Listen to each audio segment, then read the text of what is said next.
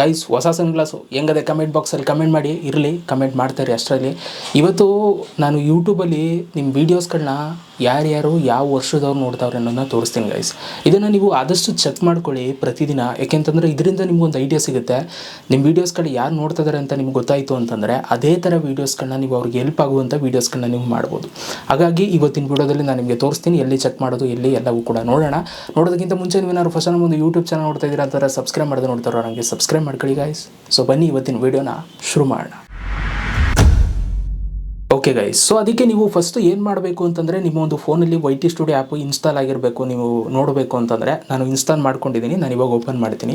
So ಬನ್ನಿ ಇವಾಗ open ಮಾಡುವ. YT ಸ್ಟುಡಿಯೋ ಆ್ಯಪನ್ನು ಓಪನ್ ಮಾಡ್ಕೊಳ್ಳಿ. ಇಲ್ಲಿ ನಿಮ್ಗೆ ಎಲ್ಲವೂ ಕೂಡ ತೋರಿಸುತ್ತೆ, ನಿಮ್ಗೆ ಎಷ್ಟು ಜನ ಯಾವ ಏಜ್ ಅವ್ರು ನೋಡ್ತಾ ಇದ್ದಾರೆ ಅಂತ. ಇಲ್ಲಿ ಕೆಳಗಡೆ ನಿಮಗೆ ಡ್ಯಾಶ್ಬೋರ್ಡು, ಕಂಟೆಂಟು, ಅನಾಲಿಟಿಕ್ಸ್ ಅಂತ ಒಂದು ಆಪ್ಷನ್ ಇದೆ, ಕಂಟೆಂಟ್ ಪಕ್ಕ. ಆ ಒಂದು ಆಪ್ಷನ್ ಮೇಲೆ ನೀವು ಕ್ಲಿಕ್ ಮಾಡ್ಕೋಬೇಕು ಗೈಸ್. ಅದ್ರ ಮೇಲೆ ಕ್ಲಿಕ್ನ ಮಾಡಿದಾಗ ಅಲ್ಲಿ ನಿಮಗೆ ಮೇಲ್ಗಡೆ ಟ್ರೆಂಡ್ಸು, ಓವರ್ ವ್ಯೂ, ಕಂಟೆಂಟ್ ಅಂತೆಲ್ಲ ನಿಮಗೆ ಇಲ್ಲಿ ಆಪ್ಷನ್ ಬರುತ್ತೆ. ಸೊ ನೀವು ಇಲ್ಲೇನು ಮಾಡಬೇಕು, ಆಡಿಯನ್ಸ್ ಮೇಲೆ ನೀವು ಕ್ಲಿಕ್ನ ಮಾಡಬೇಕು. ಈ ಆಡಿಯನ್ಸ್ ಮೇಲೆ ನೀವು ಕ್ಲಿಕ್ನ ಮಾಡಿ ಹಂಗೆ ಕೆಳಗಡೆಗೆ ಬರಬೇಕು. ಕೆಳಗಡೆಗೆ ಬಂದರೆ ಇಲ್ಲೊಂದು ಆಪ್ಷನ್ ಸಿಗುತ್ತೆ, ಏಜ್ ಅಂತ. ಸೊ ಇವಾಗ ನಾನು ಈ ಒಂದು ಏಜ್ ಮೇಲೆ ಕ್ಲಿಕ್ ಮಾಡ್ತೀನಿ. ನೋಡಿ ಇವಾಗ ನಮಗೆ ಇಲ್ಲಿ ಏಜ್ ಬರುತ್ತೆ, ಆಯಿತಾ. ಸೊ ಇಲ್ಲಿ ಫಸ್ಟು ನಾವು ನೋಡಬೇಕಾಗಿರುವಂಥದ್ದು ಯಾವ ಡೇಟ್ದು ಅನ್ನೋದನ್ನ ನಾವು ಸೆಲೆಕ್ಟ್ ಮಾಡ್ಕೋಬೇಕು. ಇಲ್ಲಿ ನಮಗೆ ಮೇಲ್ಗಡೆ 28D ಅಂತ ಇದೆ, 28 ದಿನದ ಬೇಕು ಅಂತಂದರೆ 28 ದಿನ ಸೆಲೆಕ್ಟ್ ಮಾಡ್ಕೊಳ್ಳಿ. ಸೊ ಇಲ್ಲ ನಿಮಗೆ ಲಾಸ್ಟ್ 90 ಡೇಸ್ ಬೇಕು ಅಂತಾರೆ 90 ಡೇಸ್ ಸೆಲೆಕ್ಟ್ ಮಾಡ್ಕೊಳ್ಳಿ.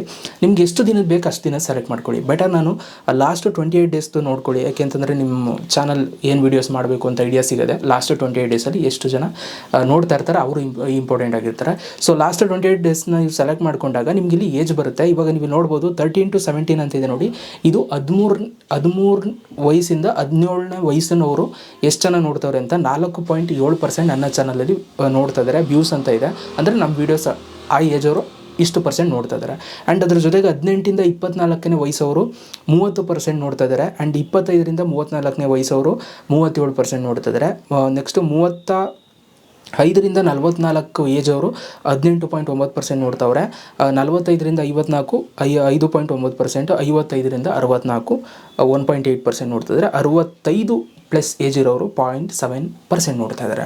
ಸೊ ಈಗ ನಮಗೊಂದು ಐಡಿಯಾ ಸಿಕ್ತು ಯಾವ ಏಜ್ ಅವರು ನಮ್ಮ ವೀಡಿಯೋಸ್ಗಳನ್ನ ನೋಡ್ತಾ ಇದ್ದಾರೆ ಅಂತ.